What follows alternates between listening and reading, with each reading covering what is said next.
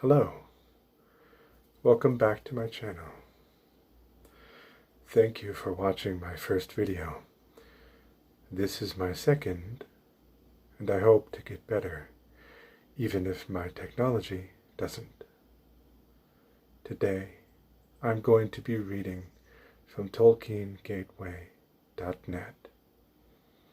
I have reading materials in front of me, and I will be looking down while I am reading. I am a big fan of Tolkien, and I have been since I was a child. In the 80s, my dad and I read The Hobbit together. I liked the Lord of the Rings movies, but I definitely prefer the books. I'm going to be reading today about someone who appears in the Silmarillion. Now, a note about pronunciation. I'm going to be walking a middle ground between Tolkien's intended pronunciation and a full-on American English pronunciation. Here is a note that is of interest to me as a conlanger. Tolkien likely never intended that anyone would actually try to learn or speak his languages. He himself didn't always follow his phonologies when saying the names and words he'd created. In fact, he didn't always consider how these names and words might be spoken in accordance with his phonologies. Thus, some Elvish words are cumbersome to say, and even impractical, if his Eldarin languages were natural languages spoken by real people. This is a beginner mistake in conlanging, but there is evidence that Tolkien considered his conlanging to be a private endeavor. Now, on with the article from TolkienGateway.net. This article is about an elf named Fëanor. Fëanor was the eldest and most beloved son of Finwë. He had the greatest skill of word and hand, a renowned craftsman, gemsmith, and warrior.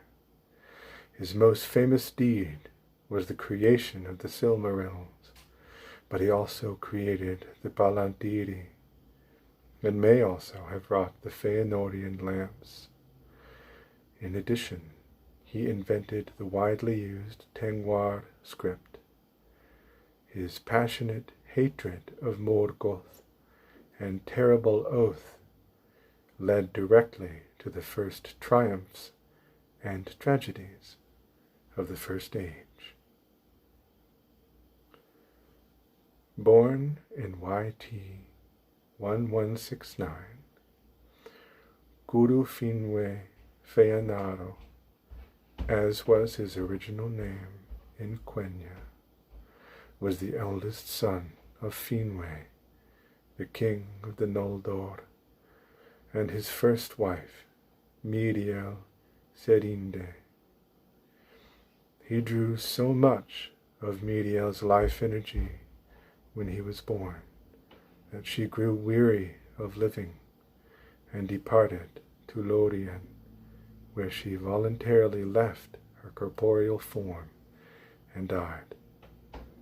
Finwë remarried and had 2 more sons, Fëanor's half-brothers Fingolfin and Finarfin, and 2 daughters, Findis and Irime. Fëanor's skills began to blossom, and other than a skilled smith, he was a linguist and a lore master.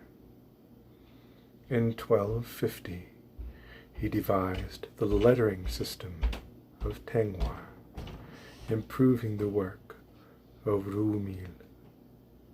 He then turned his mind to the study of gems. While still a youth, Fëanor wedded Neirdanel, daughter of Matan, who bore him 7 sons: Maedhros, Maglor, Celegorm, Garanthir, Gurufin, Amrod, and Amras. In 1400, Melkor, the mightiest of the Valar and source of evil, deceived the Valar into thinking that he had repented of his evil ways.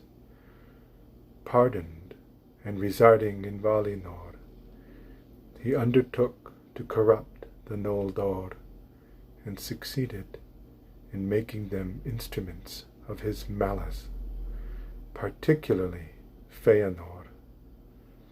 But Fëanor greatly mistrusted Melkor, which was part of Melkor's plan.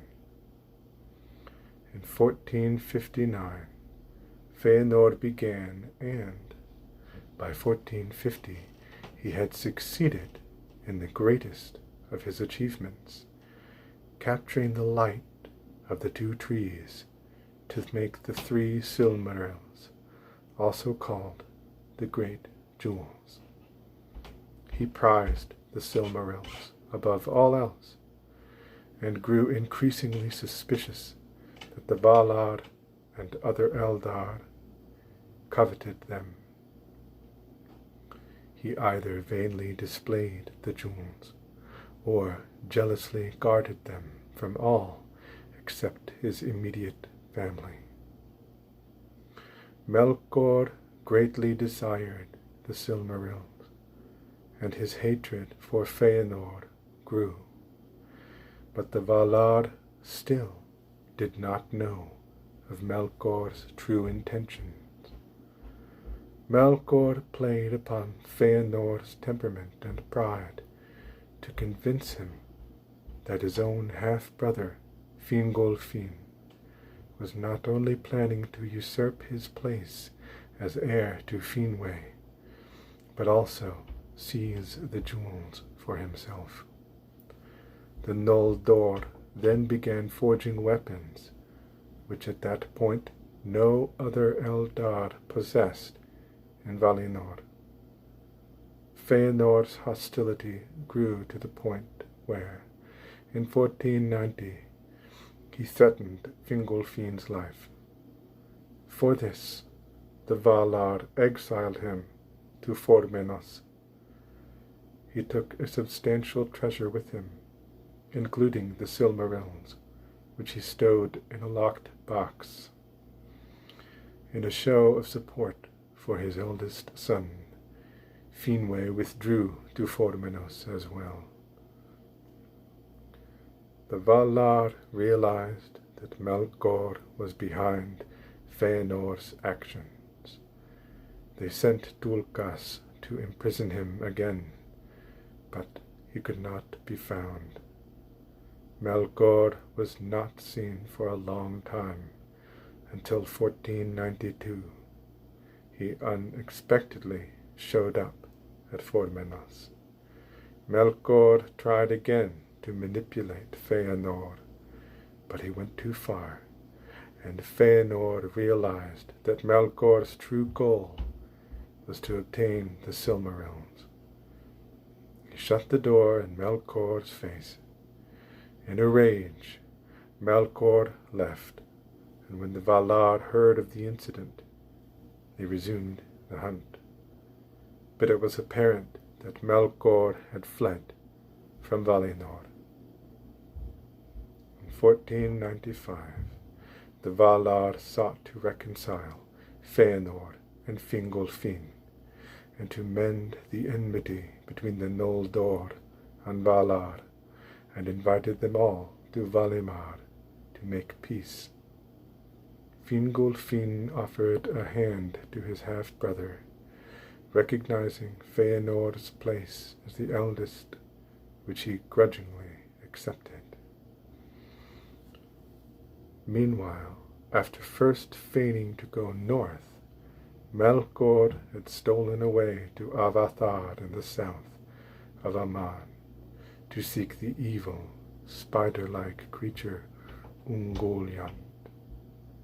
Even as Fëanor and Fingolfin were reconciled, Ungoliant helped Morgoth destroy the two trees, bringing darkness to Valinor.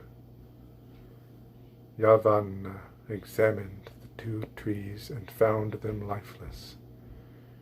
The light of the trees survived only in the Silmarils, and she said that only by their power could she restore the trees.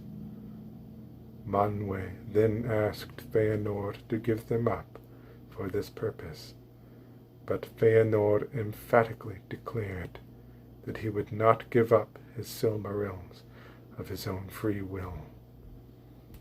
If the Valar forced him, he said, they would be no better than Melkor. It was after this that messengers came telling of the raid at Formenos. According to the messengers, Melkor, surrounded by an impenetrable black fog, had come to Fëanor's vault in Formenos. Finwë, the king, fought and lost against Melkor, and was the first to be slain in Valinor. Melkor ransacked the vault, taking many valuable jewels, including the Silmarils.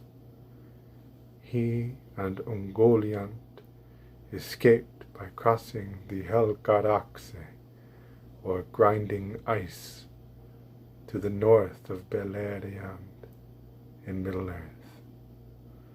Following his father's death, Fëanor claimed the kingship of the Noldor.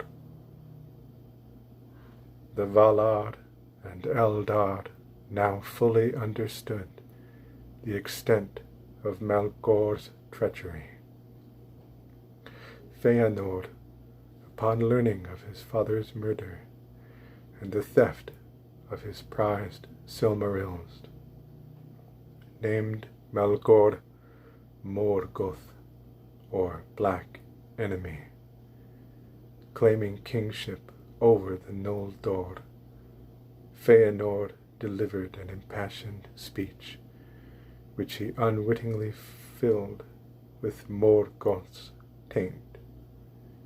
He rallied the Noldor against the Dark Lord, but because of Morgoth's influence, he also blamed the Valar for Morgoth's deeds. He persuaded most of his people that, because the Valar had abandoned them, the Noldor must follow him to Middle-earth and fight the Dark Lord.